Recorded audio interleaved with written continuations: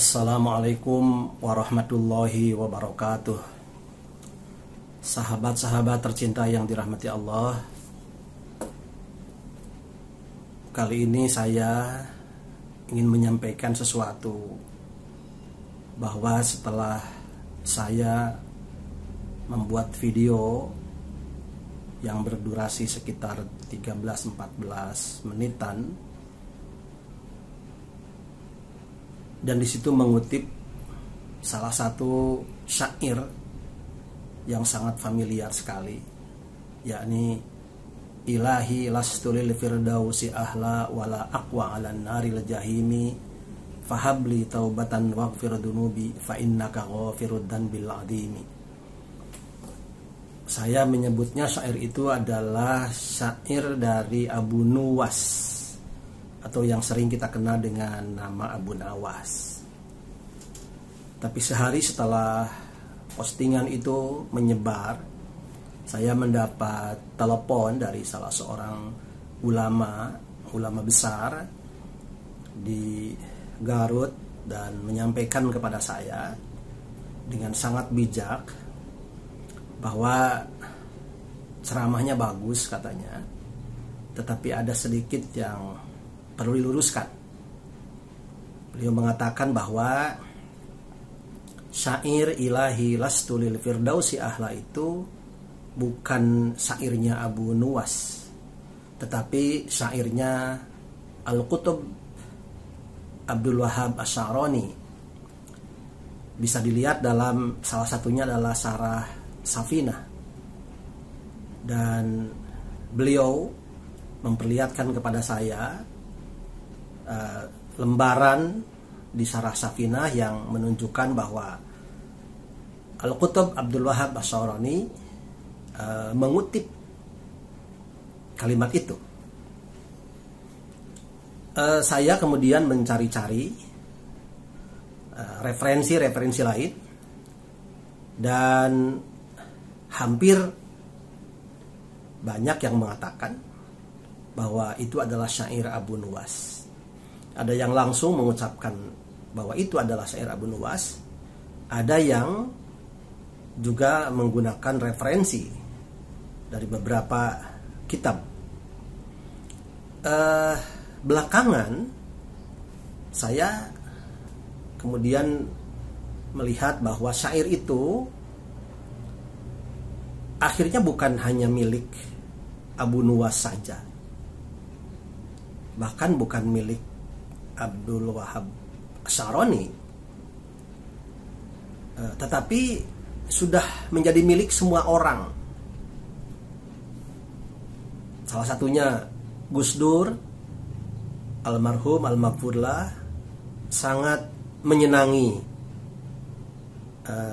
syair ini, dan di masjid-masjid setelah selesai salat Jumat biasa juga membacakan atau menyampaikan syair ini. Saya kemudian berpikir, dan bolehlah saya mengatakan beruntung, bahwa ini memang syair tidak disandarkan kepada Nabi. Jadi ini bukan hadis Nabi. Sehingga kalau disandarkan kepada Nabi dan tidak ada sumber dari takhrij hadisnya itu dari Rasulullah, maka bisa dikatakan ini adalah hadis palsu. Tapi alhamdulillah ini memang tidak disandarkan kepada Nabi. Ini adalah kata-kata atau syair yang diciptakan oleh saya, menilainya oleh ulama ahli tasawuf atau seorang sufi. Yang paling penting karena kata-kata ini begitu booming, begitu viral, begitu menyebar di kalangan umat Islam, saya menilai bahwa ada ruh dari kalimat ini yang itu mencerminkan si pembuat syairnya, ruh yang sangat dalam, sehingga syair ini dicintai oleh banyak orang, dicintai oleh semua orang, diterjemahkan ke dalam berbagai bahasa, apalagi bahasa Sunda juga. Orang Sunda sudah terbiasa mendengar syair ini. Nah, dalam kesempatan ini barangkali perlu ada kajian ilmiah terkait siapa sebenarnya yang mengucapkan atau membuat syair ini. Tentu banyak para ulama yang bisa memperdalam terus. Tapi bagi saya paling tidak, siapapun yang mengucapkan kalimat ini, yang membuat syair ini, saya mendoakan mudah-mudahan beliau menjadi ahli surga dan diampuni segala dosanya. Dan siapapun sekarang yang mengucapkan kalimat itu, membaca syair itu, apalagi dengan diikuti oleh perasaan yang dalam terkait dengan makna daripada syair itu, insya Allah sebagaimana dalam apa yang dikatakan oleh Al-Qutab Abdul Wahab Asy'arani, barang siapa yang mengucapkan kalimat itu setelah salat Jumat, insya Allah dia akan menjadi ahli surga. Bagi saya tentu bukan hanya sekedar ucapannya, bukan hanya sekedar syairnya, tapi bagaimana mendalami dan merasakan syair itu dalam aplikasi kehidupan kita sehari-hari. Di situ ada sebuah pengakuan bahwa aku bukan ahli surga. Kenapa? Karena yang bersangkutan atau kita yang mengucapkannya memang merasa bahwa kita banyak dosa, teramat banyak dosa yang diketahui oleh orang lain, atau artinya yang jelas, yang terlihat, dosa yang dilakukan oleh kita sendiri tanpa orang lain tahu, yang sengaja, yang tidak disengaja, yang besar, yang kecil, sangat banyak. Kalau kita berpikir tentang betapa banyak dan besarnya dosa kita, maka kita akan mengakui bahwa kita memang bukan ahli surga. Nah, karena mengakui bukan ahli surga, maka ia akan ke neraka. Tetapi ketika ke neraka, ia merasakan bahwa sangat tidak mau, karena betapa sakitnya, betapa ngerinya azab di neraka. Jadi di sini ada khauf dan roja. Khaufnya adalah ketakutan diazab oleh Allah Subhanahu wa taala di neraka. Ketakutan bahwa Allah membenci kita karena kita orang yang berdosa. Ada khauf, ya. Dan kemudian ada roja. Dan rojanya juga sangat besar. Harapan bahwa Allah Subhanahu wa taala Maha penerima taubat. Fa innaka ghafirud dzanbil adzim. Sesungguhnya engkau Maha pengampun atas segala dosa yang besar sekalipun. Jadi khaufnya sangat kuat dan rojanya sangat kuat. Memang begitulah sifat Allah Subhanahu wa taala. Dalam nama-nama Allah, Allah itu Ar-Rahman, Ar-Rahim, dan pada nama lain ada Al-Qawiyyu Al-Matin.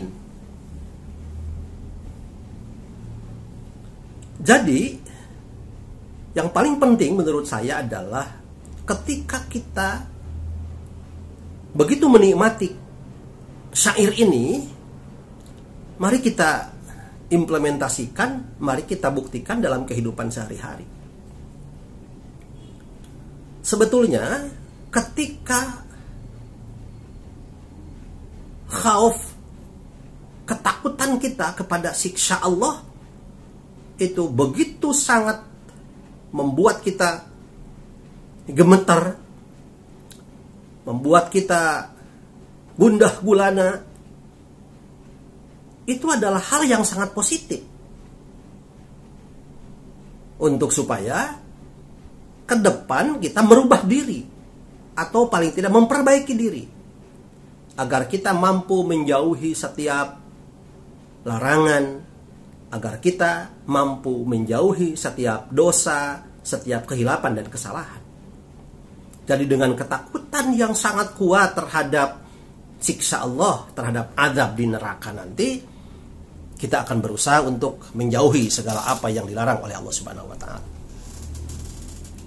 Dan dengan roja, keinginan yang kuat, harapan yang kuat, dengan keyakinan bahwa Allah Maha penerima taubat, maka sebesar apapun dosa kita akan bertobat karena yakin bahwa Allah itu Maha penerima taubat. Jadi itu salah satu hikmahnya. Dalam sebuah hadis riwayat Abu Dzar, bahwa kita